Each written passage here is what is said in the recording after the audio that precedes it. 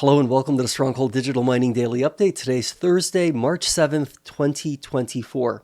So we're not going to do an exhaustive deep dive into the numbers that were released by Stronghold Digital Mining yesterday during its investor presentation. The reason being I'm waiting for the formal 10Q as well as the 10K to be released. And I don't think as of yet it has been released. And so in the interest of at least going over some of the numbers, let's kind of talk about what was revealed in the news release, which came out yesterday.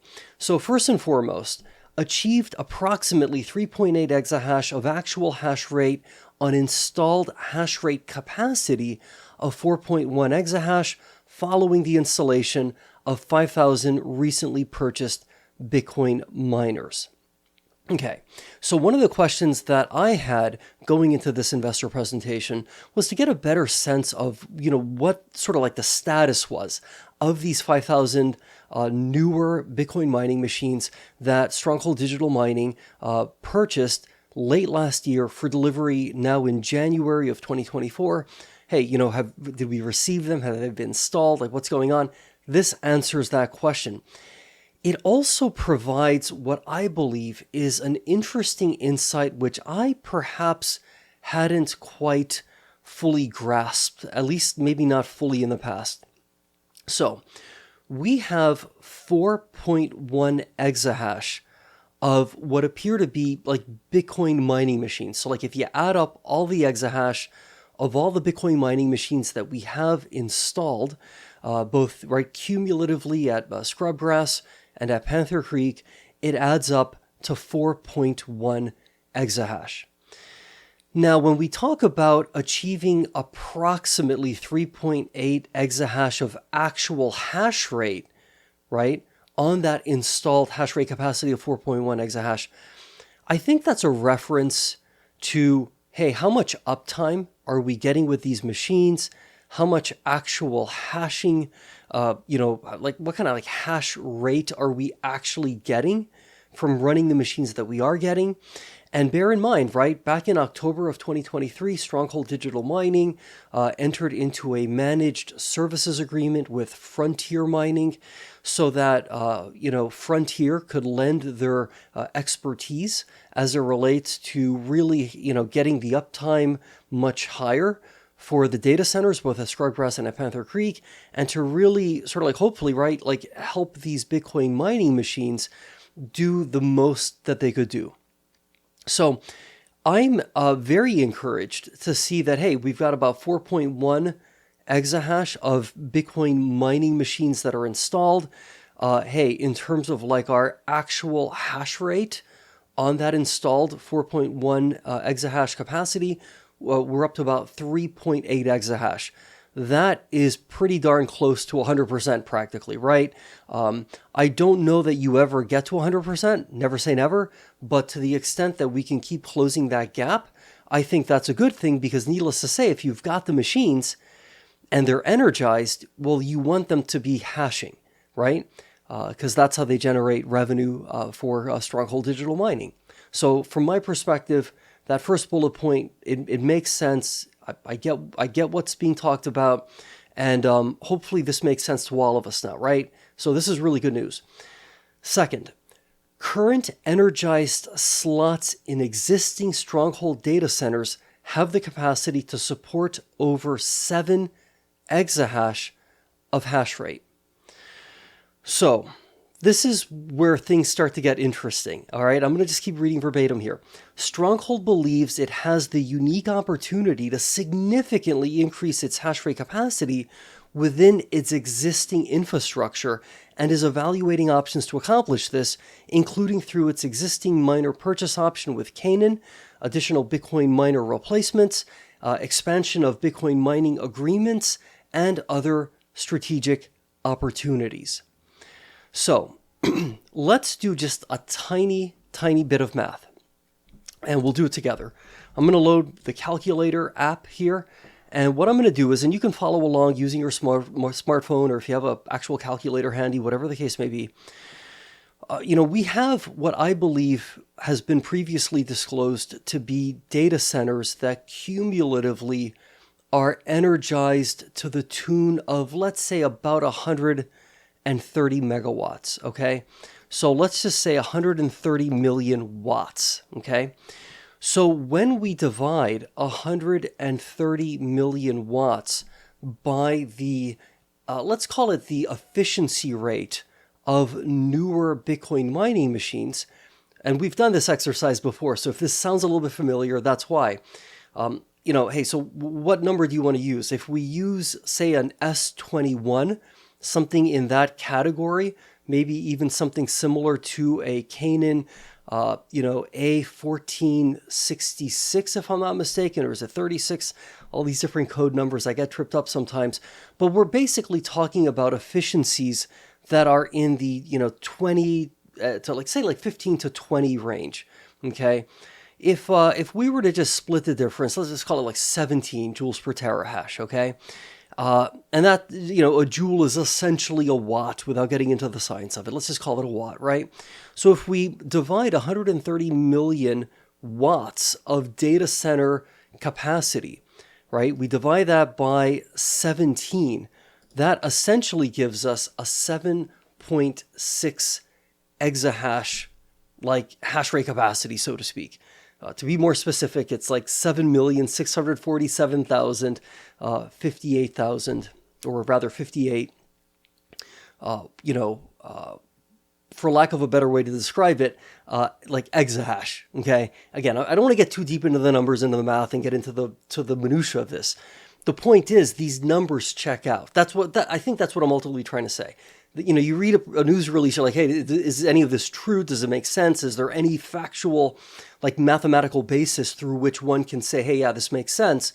Well, we just walked through an example of how it can make perfect sense. So from my perspective, this is a tremendous opportunity. It really is. Now, this opportunity potentially comes at a cost. And by cost, I mean actual, like dollars, right? So, for example, let's look at it this way. Greg, right, our chief executive officer, during the investor presentation, mentioned, and I'm paraphrasing, so don't quote me specifically here, but that if you look at our 2,500 least efficient Bitcoin mining machines, they have an efficiency rating that's like above 40 joules per terahash. If you look at the next like tranche of machines, I think he described them as being about like 10,000 machines or so. They have a average efficiency of about 37. So the argument is, hey, here's some potentially really low-hanging fruit, right? That if we want to like really optimize our data centers and expand our hash rate, pardon me, we can do so without necessarily having to purchase another data center site or build one or anything like that. We don't need to acquire new energy assets or enter into any kind of new agreements. It could really just be a matter of saying, why don't we high grade the machines, some of the machines that we have in our data centers, so as to not only expand our actual hash rate capacity, but in so doing, just lower dramatically the overall efficiency of our fleet. And when I say lower the efficiency, it's kind of counterintuitive. What I mean is like things become more efficient. So maybe I should say like it increases the efficiency of our fleet.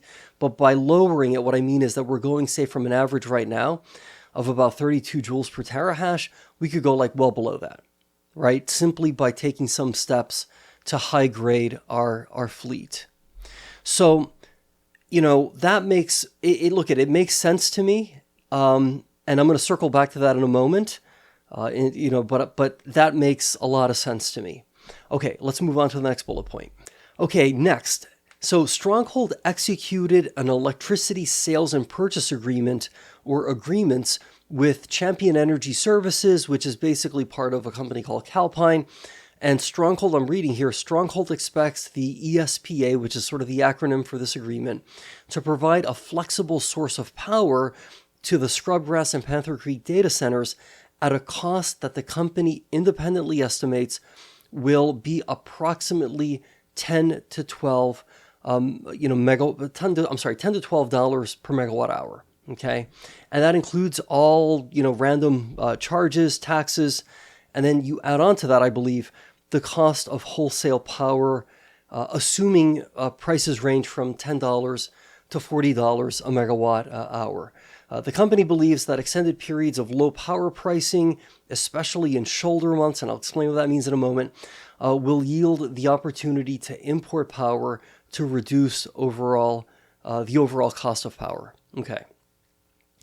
When we hear stuff like shoulder months, that's really a reference to spring and autumn. And the idea is that, hey, during summer, you'll have these big spikes potentially in energy pricing. Similarly, in the winter, you might have these really big spikes, whereas then things level off and kind of similar to like a head and shoulders, right? Hey, you have these shoulder months where things tend to be a bit lower. And so the thinking is, hey, spring and autumn traditionally tend to be those shoulder months. So what does this actually mean? So again, just reading this, at face value, it kind of sounds like, let's just take the number $12, right, per megawatt hour, and let's assume that grid prices happen to be $10, right? You happen to look at the dashboard and say PJM Penelec, which is up in the western side of Pennsylvania, say grid prices are $10. Well, let's add an additional $12, right? So you bring it up to, say, $22. That's essentially what Stronghold Digital Mining would be paying to import electricity from the grid. Now, in the investor presentation, Greg made the comment that we're not going to do this like on a day, like just, hey, let's do it tomorrow, but more like let's look for periods of time where we might have a week or two or maybe a month or two where we can potentially just, hey, let's power down Scrubgrass and let's just import electricity from the grid. And specifically, the thinking is that Scrubgrass will become something of like a peaker plus plant. I say peaker plus because it won't, strictly speaking, be acting as a peaker, but it'll start to resemble more of a peaking plant, where there are going to be periods of time where it's just shut down, and we're going to import that much, much cheaper electricity from the grid, which will be critical going into the halving. Again, I can get into this in more detail, but for now, this makes sense.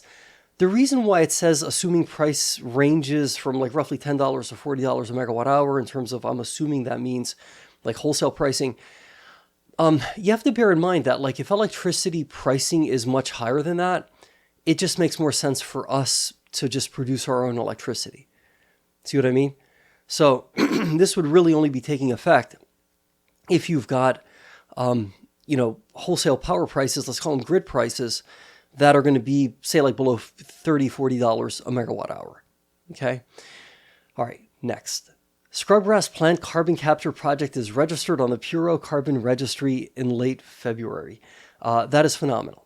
That is phenomenal. We are making meaningful progress as it relates to the carbon capture initiative. Let's talk about that some more.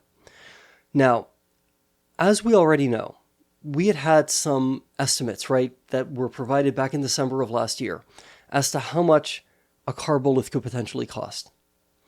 If I read this correctly, and it's not, I don't think it's in the news release, it might be in one of the slides associated with the presentation, which, by the way, I'll link to somewhere below here if I can. We're looking at like $33,000 maybe per carbolith. That's like a dramatic improvement from numbers that I recall, I think, being mentioned, hey, maybe 75,000 or more, right? So these numbers keep coming down in like very dramatic fashion. What does that mean? Well, I think what this means is that, and testing is going to continue to be an ongoing process. There's a second carbolith that's already in place. The goal is, hey, how do we just reduce the cost of like deploying this, capturing this carbon, so that it basically doesn't really cost us almost anything at all, practically. And then, and this is critical, this was mentioned in the investor presentation, the goal is, the thinking is, the hope is, hey, once we get certified, we go through the, the actual, what was that word?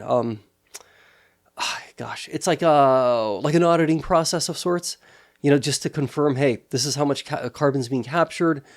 We're really making sure this is like 100% accurate. We can then go and potentially find a private market voluntary purchaser, right, through the Puro registry, who will pre-purchase, basically a lot of capacity, like a lot of credits, essentially. That then, as we build out the project and we start actually producing these credits, we then essentially deliver to that customer. But the critical part is that we actually get paid ahead of time. That's huge. Okay, let's move on. And again, I'll circle back to all of this, but in the interest of time, for today's broadcast, let's try to keep it somewhat short, right? Somewhat is the key word here. Okay, I want to end with this. Let's just end it here by saying this. We ended Q4 2023 cash flow positive. And I'm going to get into more of the details, but if you add up all of our revenue and you take fuel, operations and maintenance, and general administrative, FOG, that was less than our revenue, which is good. So with that said, I know there's a lot of numbers, a lot of details. Let's just end it here. We will continue this tomorrow. So let's stay positive. Let's be great. And we'll see each other again then.